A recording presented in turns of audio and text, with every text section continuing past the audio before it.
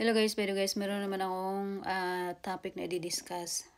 Tungkol to guys sa kung pwede ba kunin o i-hold ni employer yung passport ng isang migrant domestic worker. So, kung ang problema mo yung passport mo kasi pinipilit or kinukuha ng employer mo, ito ay para sa iyo. Lalong-lalo na kung ikaw ay isang OFW sa Singapore. So, basahin ko muna ha. Sabi, can an employer keep a worker's passport? Sagot, employers should not keep the passports of their migrant workers or migrant domestic workers. They should also not force their workers to give them their passport. So bawal din na persahin ng employer si trabahante niya para kunin niya yung passport sa'yo. Sabi dito, the passport belongs to the bearer and the issuing authority of the bearer's country, region, or origin. So, ang may karapatan lang or belongs, dapat ikaw la sa'yo lang kung ikaw na worker at saka yung ating DFA sa Pilipinas. Tapos sabi pa dito, kung ipipilit talaga ng amo mo ha, nakunin niya, pilitin mo rin na huwag ibigay sa kanya kasi ito yung banggitin mo sa kanya kung pipilit niya talaga. So, ito yung banggitin mo na words sa kanya. Ilalagay ko rin to sa description box dito sa video ko na to para matingnan nyo. Sabi dito, according to the Passports Act, it is an offense to keep or withhold any passport which does not belong to you. So, yan lang yung banggitin mo sa amo mo. Tingnan natin kung ipipilit pa niya. Tapos sabi pa dito, good employers provide their workers with means to keep their passports and other belongings securely, such as a locker. The worker must have unrestricted access to the passport and belongings. So kung mabait yung amo mo, dapat pa siyang mag-provide sa iyo ng locker na pwede mo ilagay yung passport mo at saka yung iba mo pang belongings para magiging safe at saka dapat unrestricted access ka. Kumbaga dapat hindi ka pinagbabawalan. Kumbaga walang limit na pag-access mo doon.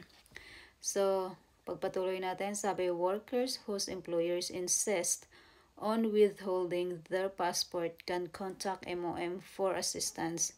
So, kung ipipilit talaga ng amo mo sa inyo na kunin yung passport, pwede kayong tumawag sa MOM. MOM na mismo ang nagsabi dito. Contact MOM. So, bibigay ko sa inyo yung location at saka yung contact number na pwede nyong tawagan. Or pwede nyong puntahan mismo yung opisina kapag pwede kayo makalabas. Pero dapat alam nyo, kailangan malakas yung loob nyo kapag i-complain nyo yung amo nyo. Yung may karapatan talaga kayo na sabihin or huwag kayo matakot na sabihin na nasa kanila or kukunin mo yung passport mo. Ayaw mo na sila ang mag-keep. Dapat ikaw lang. Ganun. Paglaban nyo yan guys kasi nasa batas natin yan eh. So sabi dito, contact us, get details on MOM locations and phone numbers. You can also send us your feedback and inquiries online. Okay. Ito na lang, bigay ko na lang sa inyo yung diretso. Pwede rin kayo guys mag-send ng feedback and inquiries, pero mas maganda kung tumawag na lang kayo sa kanila diretso or pumunta or puntahan nyo doon. So ito yung bibigay ko yung phone lines are available. So ito yung phone operating hours. Yung number na pwede nyong tawagan. 6438-5122 local callers.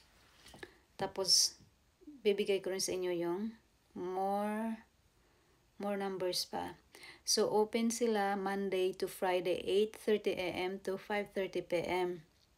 Saturday naman 8:30 AM to 1 PM. Tapos ito yung location guys. Kunin nyo yung location guys ha. Isusulat ko rin dito sa description box para mas madali nyo na lang kunin. Ito sabi, MOM Services Center. Location guys ha. Yung address, 1500 Bendemeer Road, Singapore 339946. Tapos meron din siyang direction. Tapos ito pa pangalawa, Employment Pass Services Center, The River Walk, 20 Upper Circular Road, number 0401/02 Singapore 058416.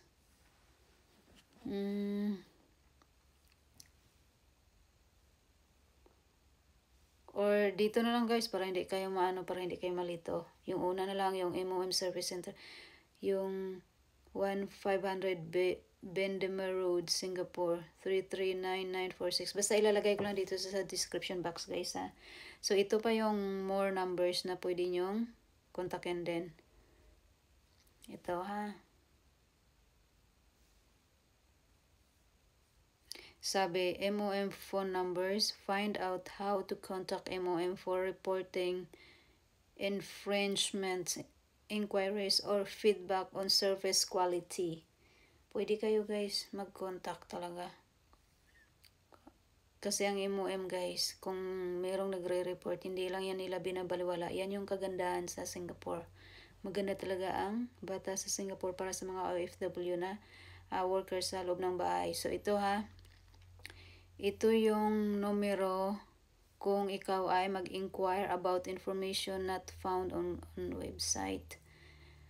Or kung mag-report ka, report on work pass, infringement, salary, housing, illegal deployment. Ito yung pwede tawagan na numero 6438-5122. Open din sila ng Monday to Friday, 8:30 a.m. to 5:30 p.m. Saturday, 8:30 a.m. to 1 p.m. So, kung meron kayong gustong i-report, so sabihin na natin, i-report nyo yung amo nyo tungkol sa passport nyo.